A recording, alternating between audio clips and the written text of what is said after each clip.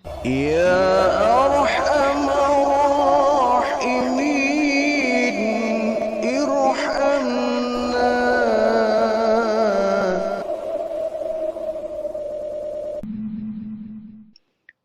Para pecinta dakwah, pecinta ta'lim, hamba-hamba Allah yang beriman, yang semoga senantiasa diberikan keberkahan oleh Allah Subhanahu wa Ta'ala. Amin ya Rabbal Alamin. Kembali kita akan membahas, mengupas kitab Nasaihul Ibad, karya dari seorang ulama yang sangat besar, ulama Nusantara, Syekh Nawawi Al-Bantani, yang semoga Allah meridhai beliau, menempatkan beliau di tempat yang sangat mulia. Amin ya Rabbal Alamin. Ada satu ungkapan yang sangat mengandung nilai nasihat yang sangat dalam, itu dari seorang ulama besar, Hasan Al-Basri rahimahullah. Beliau berkata, laulal abdalu la khasafatil ardu wa ma fiha, walaula salihuna la halakat talihuna, walaulal ulama la sarun nasu kal bahaimi, walaula sultanu la halaka ba'duhum ba'da, walaulal hamqal al kharabatid dunya, walaula raihu la antana kulla syai'in. Ini ungkapan, walaupun bukanlah sebuah hadis, tetapi ini insyaallah akan mengandung nilai pelajaran yang dalam bagi kita. Pertama, nasihat dari Hasan Al-Basri, laulal abdalu la khasafatil ardu wa ma fiha. Artinya, kalau bukan karena keberadaan wali abdal, wali pengganti, la khasafatil ardu wa ma fiha, niscaya bumi dan seisinya akan tenggelam. Kalau bukan karena keberadaan para wali Allah, al-abdal, wali pengganti, niscaya bumi dan seisinya akan ditenggelamkan oleh Allah Subhanahu wa Ta'ala. Artinya bahwa wali Allah yang berada di atas permukaan bumi ini menjadi penyebab bahwa Allah tidak menenggelamkan bumi. Karena dari doa beliaulah, merekalah yang menyebabkan murkanya Allah bisa diurungkan. Allah bisa menunda, bahkan menarik sama sekali segala macam bencana yang mungkin bisa melanda di permukaan bumi ini. Wali artinya adalah wakil, ya. Manusia sebetulnya merupakan wali Allah, wakil-wakilnya Allah untuk mengelola alam semesta ini, alam bumi yang Allah amanai kepada kita. Sebab itu Allah menjadikan kita sebagai khalifah. Allah menjadikan khalifah kita untuk mengatur alam raya ini, permukaan bumi ini. Seperti yang pernah Allah sampaikan kepada para malaikatnya, inni ja'ilun fil ardi khalifah. Sesungguhnya akan aku ciptakan makhluk bernama manusia untuk dijadikan sebagai khalifah di permukaan bumi ini, sebagai wakil-wakilnya Allah yang tugasnya mengelola dan menjaga alam ini. Jadi sebetulnya semua kita adalah khalifah, ya. Manusia itu khalifah yang diperuntukkan untuk mengelola, menjaga, jangan sampai alam ini rusak. Nah, kalau kemudian alam ini rusak, ini berarti tugas kekhalifahan kita tidak berjalan dengan baik. Nah kemudian wali-wali Allah yang mungkin disembunyikan ya, memang wali dengan nabi tentu beda ya. Kalau nabi ya makomnya lebih tinggi lagi ya. Rasul ya lebih tinggi makomnya. Nah kalau wali ini makomnya di bawah para nabi. Bedanya kalau nabi, rasul mendapatkan wahyu. Kalau wali ini tidak mendapatkan wahyu ya. Kalau nabi, rasul mendapatkan yang namanya mukjizat. Kalau para wali ini mendapatkan yang disebut dengan karomah. Satu keistimewaan yang diberikan kepada seorang wali yang mereka memiliki kedekatan yang sangat hebat dengan Allah Subhanahu wa taala. Ya wali ini tidak ada ciri-cirinya ya. Kalau nabi, rasul sudah memang makomnya ada itu. Allah memberikan ciri-cirinya itu. Tapi kalau wali ini karena sifatnya adalah umum dan wali ini akan terus ada sampai kiamat akan datang. Di semenjak Rasulullah dan para sahabat ini meninggal dunia, Allah akan menggantinya dengan para wali-wali ini. Para ulama yang mereka tugasnya memberikan ilmu kepada masyarakat, kepada umat. Mereka lah wali-wali Allah. Nah, kalau mereka kemudian hilang dari permukaan bumi ini, maka bumi seperti kehilangan pasak. Allah mudah saja memberikan hukuman ya, seandainya di permukaan bumi ini banyak kemaksiatan. Seperti misalkan di tanah Jawa kita mengenal ada 9 wali ya. Ada 9 wali yang mereka sangat berjasa untuk menyebarkan Islam di Nusantara ini, di Pulau Jawa khususnya. Di Sumatera juga banyak para wali. Ya. Di Kalimantan, Sulawesi juga banyak sana para wali. Jadi mereka sangat berjasa di dalam mengendalikan bumi ini. Seandainya tidak ada mereka, bisa saja Allah memberikan bencana alam di permukaan bumi ini. Bahkan ditenggelamkan ya kalau dalam bahasa Hasan al-Basri ini. La hausafatil ardu wa ma fiha. Allah mungkin bisa menenggelamkan bumi seisinya kalau di dalamnya tidak terdapat para wali Allah ini. Jadi kita sangat beruntung ya, oleh Allah bumi ini diberikan para pengganti nabi dan rasul, yakni para wali. Para ulama yang mereka menggantikan posisi nabi, rasul dalam menyebarkan ilmu, ya, memperjuangkan syariat Islam ini. Semoga mereka akan tetap ada di sekitar kita. Ya. Semoga mereka tetap ada di sekeliling kita. Sehingga itu yang mungkin bisa menjadi penyebab Allah tidak murka saat kita berbuat yang aniaya. Berbuat yang melampaui batas. Jadi laula abdalu la khosafatil ardu wa man fiha. Seandainya bukan karena adanya wali afdal, wali pengganti para nabi dan para rasul, mungkin bumi ini akan sering tenggelamkan, diberikan bencana alam yang semua bisa tenggelam. Mungkin bisa bentuknya banjir, mungkin bisa bentuknya tsunami, ya, air bah dan yang lain yang sejenisnya yang bisa menenggelamkan permukaan bumi ini. Yang kedua kata Hasan al-Basri, walaula salihuna lahalakat talihuna.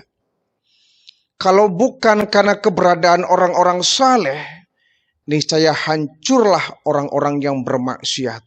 Ya, ini juga kita sangat berhutang budi kepada mereka orang-orang yang saleh yang dengan doanya bisa merubah keadaan, yang dengan munajatnya Allah mungkin menunda bahkan menghilangkan sama sekali bencana yang mungkin sudah Allah persiapkan di permukaan bumi ini. Orang-orang soleh yang tengah malam beliau mereka ini bangun tahajud, bermohon kepada Allah untuk keselamatan umat, keselamatan masyarakat, keselamatan bangsa dan negara. Kita sangat berhutang budi kepada mereka orang-orang saleh. Seandainya di Indonesia misalkan tidak terdapat orang-orang saleh, saat Indonesia penuh kemaksiatan, maka tidak ada lagi yang membendung murka Allah. Allah begitu murka ya langsung bablas. Kenapa? Tidak ada yang menghalangi, tidak ada yang membendung emosi Allah. Nah, Allah murkanya bisa diurungkan, bisa dibendung dengan doanya para wali ini, orang-orang saleh ini. Sehingga dengan adanya orang-orang yang soleh ini, Allah pun kemudian mengangkat niatnya untuk menimpakan azab kepada kita orang-orang bermaksiat. Sehingga kadang-kadang di masyarakat kita ada orang yang kalau dinasehati selalu katakanlah ngeyel ya. Ada orang mabuk, "Mas, kenapa Anda mabuk? Ini kan dilarang ya. Ini kan berbahaya, ini kan haram, ini kan bisa menimbulkan penyakit. Menimbulkan bencana alam bahkan mungkin ya."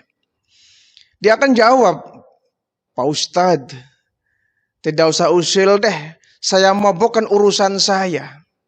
Yang beli minuman keras saya. Pakai uang saya. Yang minum saya. Yang mabuk saya. Kalau toh terkena penyakit, ya saya akan menanggung resikonya. Kenapa Pak Ustadz menjadi repot?" Ya. Ada lagi orang yang suka main judi. Diceramai juga jawabnya enak. Yang judi saya kok. Yang bayar saya kok. Pakai uang saya kok. Kalau saya rugi juga saya yang menerima kerugian itu kok. Kenapa orang lain jadi ribut? Orang yang suka melacur juga akan bilang, kenapa ribut sih? Yang melacur saya kok. Yang bayar pelacur saya kok. Pakai uang saya kok. Kalau kena penyakit AIDS juga saya akan menanggungnya. Kenapa orang lain menjadi ribut itu? Ini ada orang seperti itu. Ya. Yang tidak sholat saya kok. Kalau toh mendapatkan dosa, ya dosa untuk saya. Kenapa yang lain ribut itu? Dia nggak nyadar bahwa judi, mabuk, pelacuran itu maksiat. Kalau bumi sudah dipenuhi dengan maksiat, maka turunlah bencana alam sebagai murka dari Allah. Kalau Allah murka, turun bencana. Yang mendapatkan murka Allah, bencana alam, itu kan bukan mereka yang bermaksiat saja. Kita yang baik-baik ikut kena musibahnya. Yang mendapatkan murka Allah, yang kena efek dari bencana alam akibat murka Allah kan bukan cuma orang yang bermaksiat. Kita yang baik-baik kena kok. Apa ada kemudian ketika bencana alam ya, kemudian bencana ini sopan, wahai orang yang beriman kau minggir dulu, ya Pak Kiai minggir dulu, mau bencana, mau ada banjir, mau ada gempa, mau ada tsunami, kan tidak. Ketika tsunami datang, yang ahli maksiat mati, yang ahli ibadah ikut mati. Kita teringat bagaimana tsunami di Aceh itu kan. Yang terkena imbas tsunami Aceh itu kan bukan mereka orang yang bermaksiat saja. Orang yang lagi ruku, lagi sujud, ikut tenggelam kena tsunami. Padahal mungkin bukan karena maksiatnya orang yang ahli sujud. Gitu. Sehingga ketika bencana itu ada, bencana itu datang, semua kena. Yang baik kena, yang berbuat buruk ya kena. Yang ahli ibadah kena, yang ahli maksiat juga kena. Jadi jangan seenaknya bilang, yang maksiat saya kok, kenapa ente ribut? Yang judi saya, kenapa ente yang ribut? Yang mabok saya, kenapa ente yang ribut? Dia nggak nyadar bahwa kemaksiatan yang dia lakukan akan mengundang murka dari Allah. Kalau murka itu datang, bencana terjadi, maka yang kena imbasnya bukan mereka yang ahli maksiat saja. Kita yang baik-baik kena. Kalau orang makan nangka kena getah, ya itu sih resiko. Dia makan nangka kena getah, ya resiko. Tapi kalau orang nggak makan nangka kena getah, ini kan sial. Orang bermaksiat kemudian dia diazab oleh Allah, diberikan bencana, sih resiko. Tapi kita nggak ikut maksiat, ikut kena bencana juga. Ini sial itu.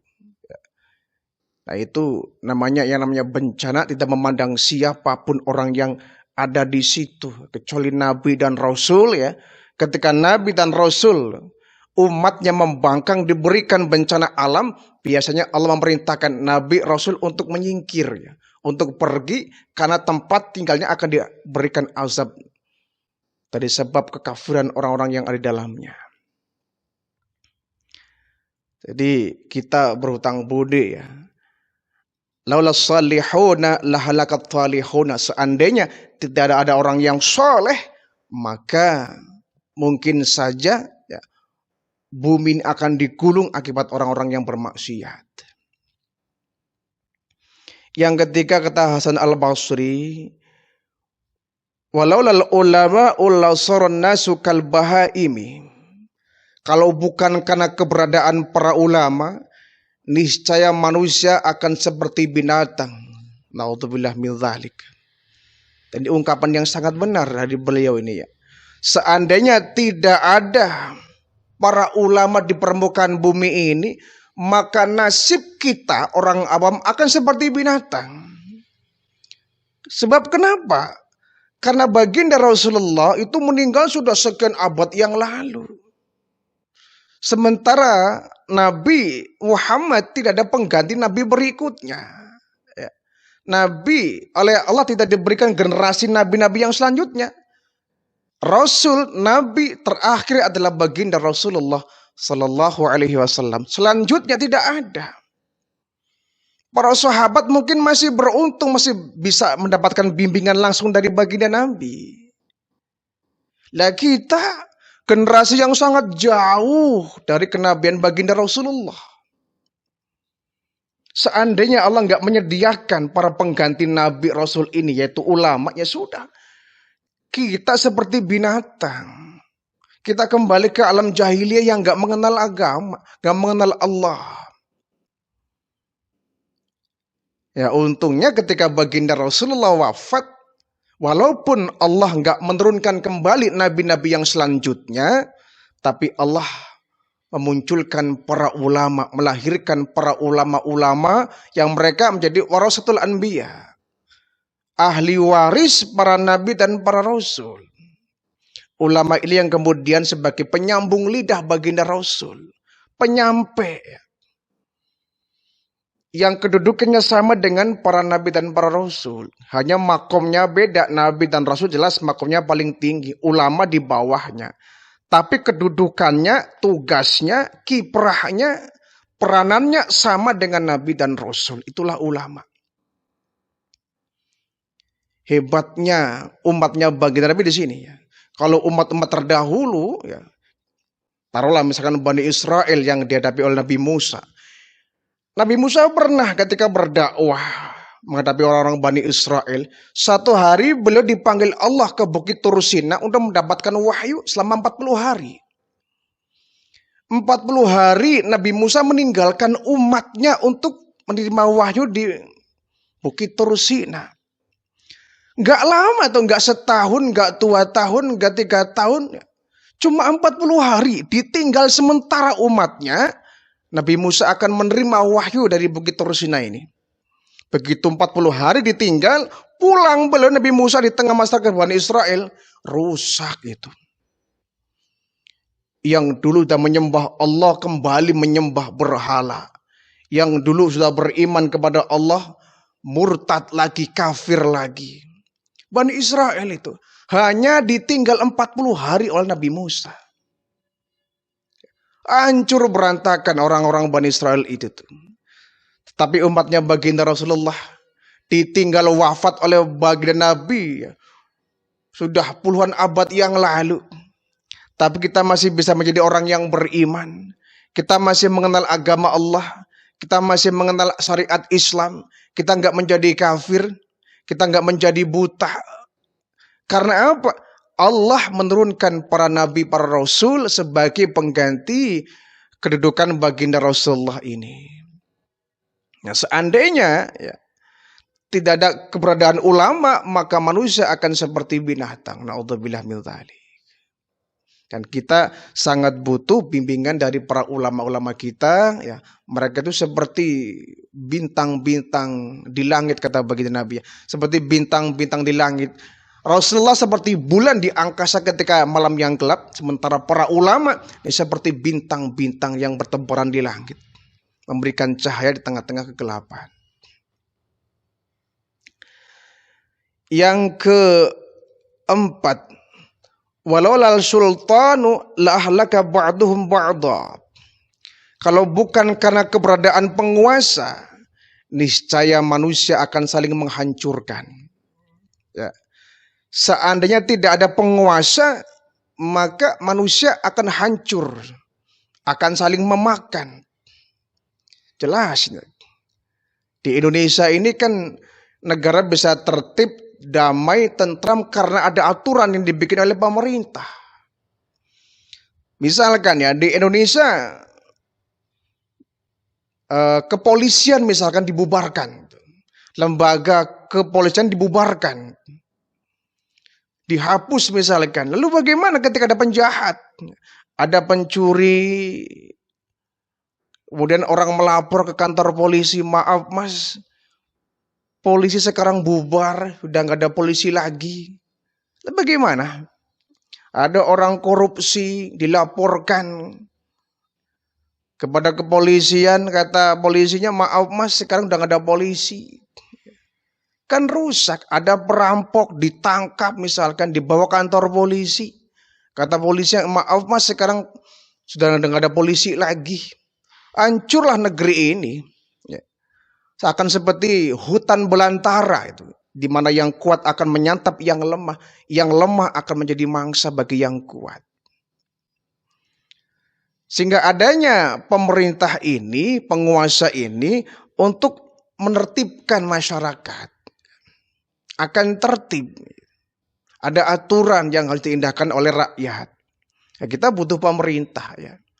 Seandainya Indonesia tidak ada pemerintah, ya sudah. Ini negara kita akan seperti hutan belantara. Ya. Tidak ada aturan. Orang yang jahat akan semakin jahat. Orang yang berkuasa akan semakin berkuasa. Rakyat kecil akan semakin menderita. Kenapa? Tidak ada pelindungnya. Tidak ada aturan yang bisa merubah atau menenteramkan masyarakat. Itulah kita perlunya ada ya koordinasi ya. Satu negara harus ada pemerintahnya. Yang kelima ya. Yang kelima, walau lalu hak hamqa la kharabatid dunia. Kalau bukan karena keberadaan orang-orang yang bodoh, dunia ini akan terasa sepi. Seandainya tidak ada orang yang bodoh, maka dunia akan sepi. Artinya, kiai akan bisa dipanggil kiai karena ada orang yang awam. Ustadz dipanggil ustadz karena ada santrinya. Guru bisa dipanggil guru karena ada muridnya. Seorang mubalik bisa dikatakan mubalik kalau ada audiennya. Ada yang mendengarkannya, ada yang menyimaknya. Jadi kita butuh orang pintar, butuh orang bodoh. Orang bodoh butuh orang pintar. Tidak akan ada kebodohan kalau semuanya orang pintar. Maka tidak ada orang yang pintar kalau semuanya bodoh. Sama saja, tidak ada orang yang kaya kalau ada orang miskin. Kita bisa dikatakan kaya karena ada orang yang miskin. Orang miskin dikatakan miskin karena ada orang yang kaya, ada pembandingnya itu.